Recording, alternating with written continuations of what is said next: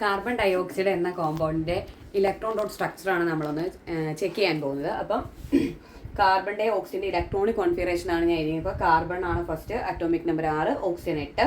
ഇപ്പോൾ നോക്കുക, carbon outer മോസ്റ്റിൽ 4 എണ്ണം, ഈ 4 എണ്ണം കൂടെ കിട്ടിയാലേ ഒക്ടേറ്റ് കംപ്ലീറ്റ് ആവത്തുള്ളൂ. ഓക്സിജനെ സംബന്ധിച്ച് 6 എണ്ണം ഉണ്ട്, 2 എണ്ണത്തിന്റെ ആവശ്യമേ ഉള്ളൂ. അപ്പോൾ കാർബൺ ഡയോക്സൈഡ് എന്ന് പറയുമ്പം CO2 എന്നതാണ് അതിന്റെ മോളിക്കുലാർ ഫോർമുല എന്ന് പറയുന്നത്. അപ്പം ഒരു കാർബണിന്റെ ഔട്ടർ മോസ്റ്റിൽ 4 ഇലക്ട്രോൺസ് ഉണ്ട്. അതിലെ 2 ഇലക്ട്രോൺ ആദ്യത്തെ ഒരു ഓക്സിജനുമായിട്ടും അടുത്ത 2 ഇലക്ട്രോൺ രണ്ടാമത്തെ ഓക്സിജനുമായിട്ടും ആയിരിക്കും എന്ത് ചെയ്യുന്നത്, ഷെയർ ചെയ്യുന്നത്. അങ്ങനെയാണ് നമ്മൾ കാർബണിന്റെ ഇലക്ട്രോൺ ഡോട്ട് സ്ട്രക്ചർ പറയുമ്പം ഇത് കാർബണിന്റെ ഔട്ടർ മോസ്റ്റിലുള്ള 4 ഇലക്ട്രോൺസ്. ഈ 2 ഇലക്ട്രോൺസിനെ ആദ്യം ഉള്ള ഓക്സിജനുമായിട്ട് എന്ത് ചെയ്യണം, ഷെയർ ചെയ്യണം. ദെൻ ഓക്സിജന്റെ ഔട്ടർ മോസ്റ്റിൽ വരേണ്ടത് 6 ഇലക്ട്രോൺസ് ആണ്.